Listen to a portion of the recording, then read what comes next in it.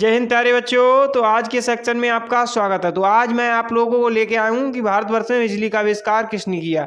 आजकल सबसे ज़्यादा बिजली का ही यूज होता है, लेकिन बेसिक नीड बिजली बन चुकी है। मनुष्य की बेसिक नीड एक तरीके से बिजली बन चुकी है। और बिजली का आविष्कार किसने किया? आखिर बिजली का आविष्कार किसने किया? लेकिन बिजली का आविष्कार नहीं, खोज हुई थी। लेकिन आप लोगों ने देखा होगा कि बिजली आविष्कार और खोज कहीं कहीं भी डला होता है कि आविष्कार हुआ था या खोज हुई थी। लेकिन आज मैं इस कंफ्यूजन को दूर करता हूँ। भारतवर्ष में बिजली का खोज हुई थी, लेकिन खोज और आविष्कार में क्या डिफरेंस है? खोज उस चीज को कहा जाता है जो कि एक तरीके से कि जो मनुष्य ने प्रकृति में पहले से मौजूद है और मनुष्य ने या वैज्ञानिक ने उसे खोज निकाला है, उसे कहते हैं हम खोज। और आविष्कार वो होता है साइंटिस्ट या वैज्ञानिक, उसने प्रकृति में पहले से मौजूद नहीं है और उसने अपने प्रयोग करके किसी वस्तु का आविष्कार किया है, उसे आविष्कार कहते हैं। लेकिन नेचर में पहले से मौजूद थी बिजली, इसलिए भारतवर्ष में बिजली की खोज हुई थी। यहाँ ध्यान देने वाली बात तो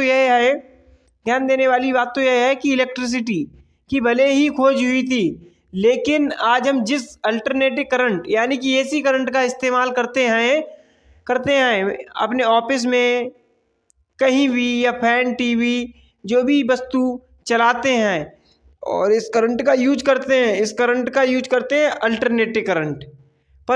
पर जो करंट आज हमें बैटरी से मिलता है उसे हम लोग कहते हैं डीसी करंट। हमारे साइंटिस्ट ने डीसी करंट की तो खोज की थी, लेकिन बाद में डीसी करंट के ही अकॉर्डिंग अल्टरनेटिव करंट बनाया, एसी करंट, और डीसी करंट के ही अकॉर्डिंग अल्टरनेटिव करंट बनाया गया। ध्यान में रखकर, जो डीसी करंट को ध्यान में रखकर ही एसी करंट बनाया गया था। और आपको यह भी पता होना चाहिए कि यह सभी खोज और इन्वेंशन किसी एक वैज्ञानिक ने नहीं किया। ये बिजली की खोज भाई या आविष्कार हुआ, ये किसी एक वैज्ञानिक ने नहीं किया है, इसमें कई वैज्ञानिकों का योग, बल्कि यह अलग अलग समय में अलग अलग लोगों के द्वारा किया गया था। और अलग समय काल की बात अगर करें तो 2700 BC पहले तक लोगों को सिर्फ इतना ही पता था कि कुछ मछलियां जो होती हैं कि उन्हें छूने से झटका महसूस होता है, लेकिन असल में वो झटका करंट ही है। लेकिन वो व्यक्ति पहले के इस बात से अनजान थे कि वह झटका असल में करंट का ही रूप है। लोगों को ध्यान करंट की तरफ 600 BC में गया, जब थैलेंस नाम के एक साइंटिस्ट ने कांच के टुकड़े और रेशम के धागे की मदद से इलेक्ट्रिसिटी की खोज की। उन्होंने अपने इस एक्सपेरिमेंट के लिए कांच के एक टुकड़े को कुछ देर तक रेशम के धागे पर रगड़ा और फिर जब कांच के टुकड़े को कागज के टुकड़े के पास ले गए तो उन्हें कुछ दिखा कि कांच के टुकड़े में एक खास तरह की पावर आ गई है और वह हल्की वस्तु को, जो कागज की वस्तु थी, वो कांच का टुकड़ा अपनी तरफ आकर्षित कर रहा था।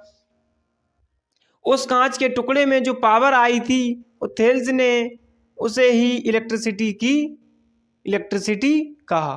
और थेल्स ने इस थ्योरी पर उस समय ज़्यादा लोगों ने ध्यान नहीं दिया।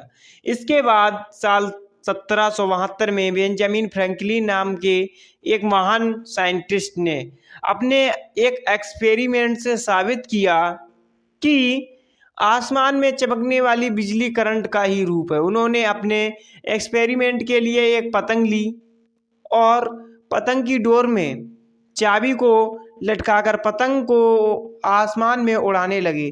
थोड़ी देर के बाद जब आसमान में वर्षा होने के कारण पतंग भीग गई और बेंजामिन फ्रैंकलिन को बिजली का झटका महसूस हुआ। इस तरह से बेंजामिन फ्रैंकलिन ने यह साबित कर दिया कि आसमान में कड़कने वाली बिजली एक करंट का ही एक रूप होती है। जो आसमान में जो बिजली कड़कती है वो एक करंट का ही रूप होती है। और बेंजामिन फ्रैंकलिन एक ग्रेट साइंटिस्ट थे दोस्तों। उनकी इस महान थ्योरी की वजह से ही बिजली की खोज करने का श्रेय उन्हें दिया जाता है।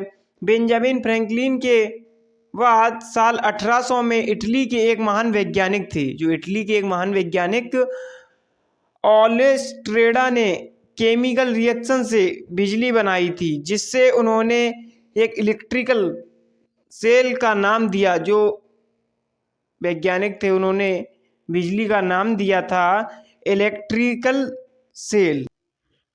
इलेक्ट्रिकल सेल को ही आज हम बैटरी के रूप में जानते हैं, यानी कि आज हम जिस बैटरी का इस्तेमाल करते हैं उसे बनाने का श्रेय ऑलेस्ट्रेडा को जाता है। फिर इसके बाद एक आविष्कार करने वाले ग्रेट साइंटिस्ट जिनका नाम माइकल फैराडे ने अपनी थ्योरी में बताया है कि यदि एक जिनका नाम माइकल फैराडे ने अपनी थ्योरी में बताया है कि यदि एक तांबे के तार को कुंडली के चारों ओर तरफ मैग्नेटिक को तेजी से घुमाया जाए तो इस प्रोसेस से बिजली बनाई जाती है। कहने का तात्पर्य ये है, कोई कुंडली है उसमें तार को बांध दिया जाए, लिपेट दिया जाए और उस कुंडली को घुमाया जाता है तो उससे एक बिजली की उत्पत्ति होती है। तो माइकल फैराडे ने अपनी थ्योरी में यही दर्शाया है और माइकल के आविष्कार को ही आज इलेक्ट्रिकल मेंस इंडक्शन का नाम दिया गया है, इलेक्ट्रिक मैग्नेट इंडक्शन का नाम दिया गया है। और माइकल फैराडे इस प्रयोग का इस्तेमाल करके साल 1878 में अमेरिकन साइंटिस्ट थॉमस एडिसन ने अमेरिका में और ब्रिटिश साइंटिस्ट जोसेफ शॉफन ने ब्रिटेन में फिलामेंट बल्ब का आविष्कार किया था। और इस तरह से इन दो महान वैज्ञानिकों ने पूरी दुनिया को बिजली के बल्ब का आविष्कार का तोहफा दिया। हालांकि यह बात अलग अलग है, बल्ब के आविष्कार के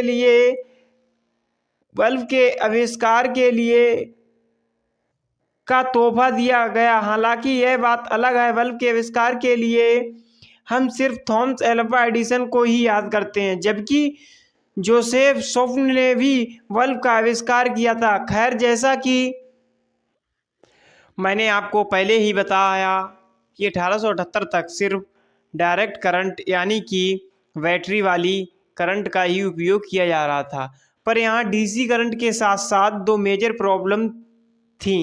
प्रथम, इनका इस्तेमाल काफ़ी ज़्यादा खतरनाक था और सेकंड,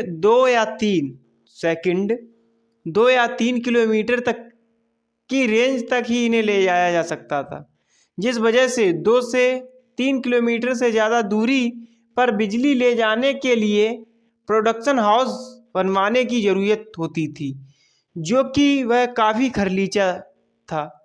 जो प्रोडक्शन हाउस था वह बहुत खर्चीला था और डीसी करंट के इन प्रॉब्लम को देखते हुए थॉमस एल्वा एडिसन के साथ काम करने वाले एक वैज्ञानिक जिनका नाम निकोला टेस्ला था, उन्होंने डीसी करंट के कमी को पूरा करने के लिए एसी करंट पर काम करना शुरू किया। एक्चुअली जो निकोला टेस्ला डीसी करंट के कमी को दूर करके ऐसा करंट बनाना चाहते थे जिसका उपयोग दूर तक बिजली ले जाने के लिए किया जा सके और साथ ही वह सुरक्षित भी हो। कहा जाता है कि उस समय जब निकोला टेस्ला ने अपने इस एक्सपेरिमेंट के बारे में थॉमस एल्वा एडिसन को बताया तो एडिसन साहब ने इसी करंट के कॉन्सेप्ट को अपनाने से मना कर दिया और उन्होंने निकोला टेस्ला को क्लियर वर्ड्स कह दिया कि आपको जो भी एक्सपेरिमेंट करने हैं वह आप हमारे डीसी जनरेटर पर ही करें, क्योंकि एसी करंट के कॉन्सेप्ट के लिए हम कुछ भी अलग से नहीं करने वाले हैं। समय थॉमस एल्वा एडिसन का यह रवैया निकोला टेस्ला को अच्छा नहीं लगा और इसलिए उन्होंने एडिसन की कंपनी को छोड़ दिया और वह अकेले ही एसी जनरेटर और एसी मोटर की थ्योरी कॉन्सेप्ट पर काम करने लगे। निकोला टेस्ला की यह मेहनत रंग लाई और उन्होंने 1887 में एसी करंट का आविष्कार किया और पूरी दुनिया को चौंका दिया। जय हिंद भारत। तो आज मैंने इस वीडियो में आपको क्लियर करा दिया कि बिजली का आविष्कार कैसे हुआ।